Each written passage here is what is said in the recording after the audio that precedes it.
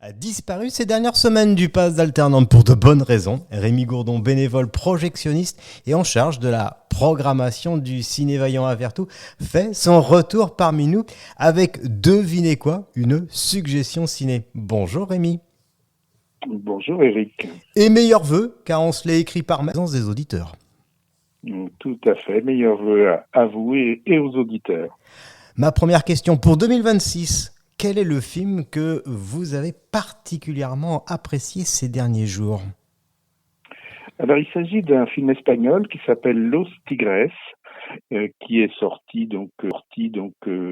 toute fin décembre et qui raconte l'histoire de deux personnages principaux qui ont un métier assez particulier puisqu'ils sont scaphandriers. Donc il s'agit d'Antonio qui est un père de famille,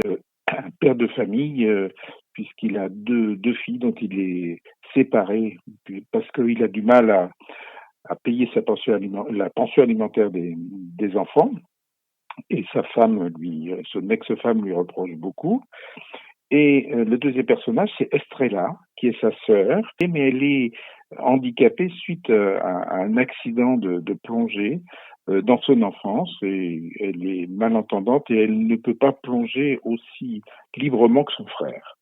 Et donc ils sont tous les deux sur un bateau qui appartient à un personnage qu'on appelle le Gros, et qui les fait travailler comme plongeurs pour intervenir sur des cargos, des pétroliers, non loin d'une raffinerie où les bateaux stationnent pendant quelque temps pour faire des réparations légères.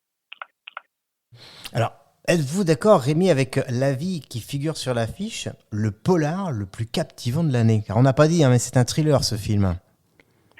Oui, alors moi, quand je suis sorti du film, j'ai eu les mots que j'ai dit, c'est un film qu'on vit en apnée.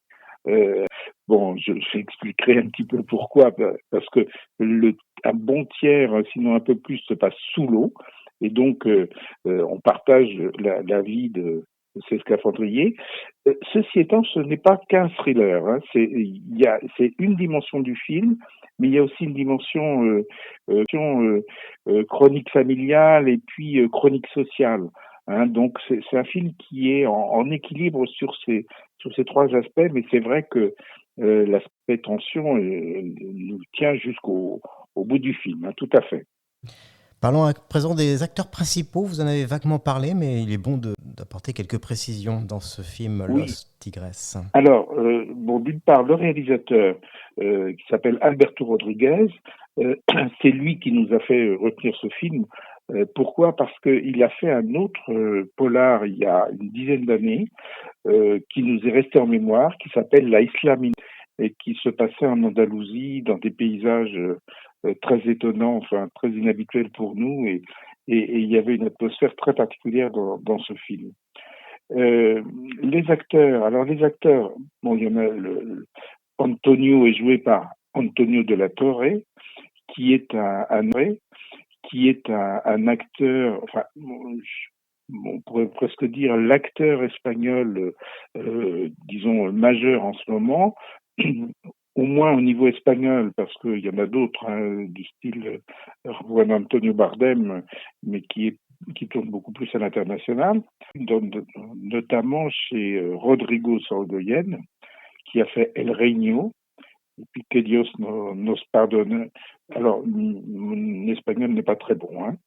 Et puis, si vous vous souvenez d'un film d'Almodovar qui a une dizaine d'années également, qui s'appelle Les Amants passagers, eh bien, il est de ce film-là.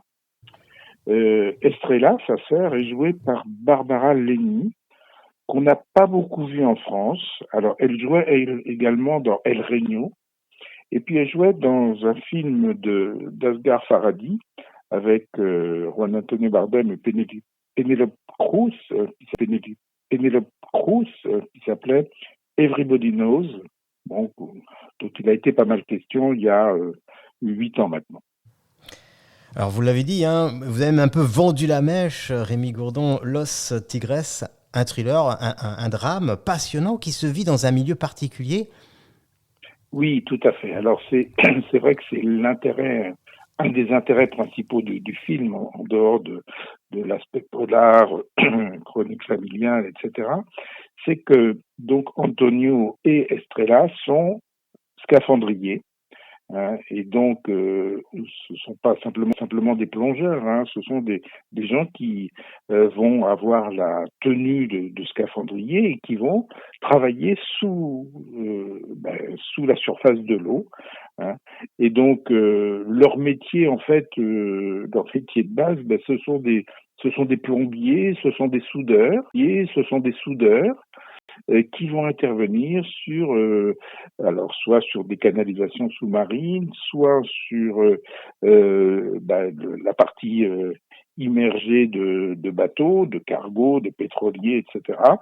Bon, autre situation parce que ce sont des gens qui vont intervenir sur, par exemple, une voiture qui est tombée dans l'eau et il faut aller la localiser, voir si il y a des gens dedans, etc. Des gens dedans, etc. Quoi.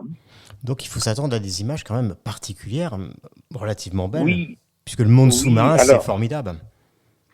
Oui, alors attention, on n'est pas dans le monde du silence de Cousteau d'il y a 50 ans ou 70 ans. Pas du tout. Au contraire, là, c'est une eau euh, qui est sans doute moins hospitalière. Hein. Pourquoi? Parce que les premiers échos qu'on a du métier, c'est que premièrement, on n'y voit pas forcément grand-chose. Alors des torches et des lampes sur leur équipement, mais il y a dès qu'il y a des turbulences, on voit plus grand chose.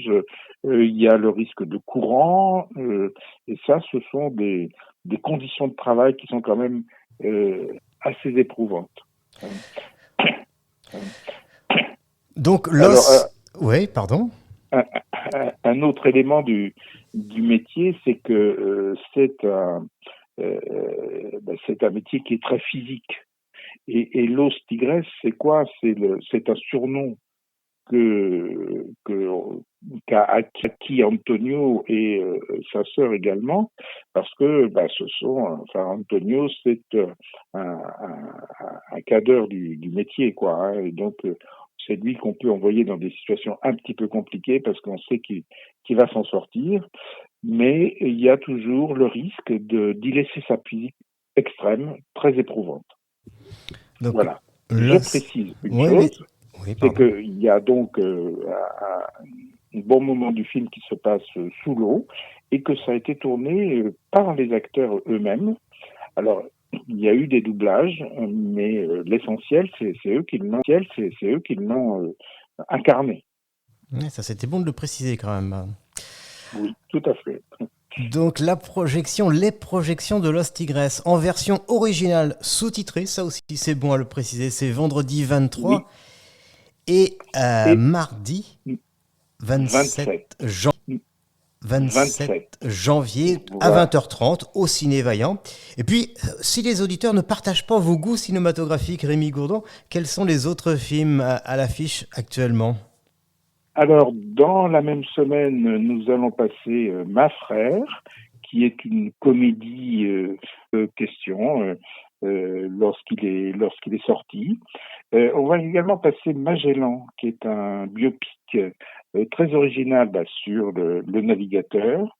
Hein, et puis d'autres films. Alors pour aller un petit peu plus loin, on aura fin janvier, début février, l'affaire Bojarski, qui est un biopic sur une affaire de faussaires dans les années 40-50. Et je vous fais juste une petite information. La neige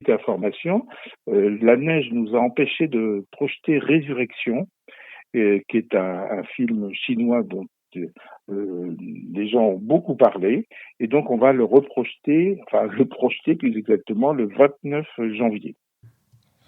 Donc tout ça, c'est bien noté. Moi, j'ai deux rappels importants, sympathique échange, Rémi. Toute la programmation du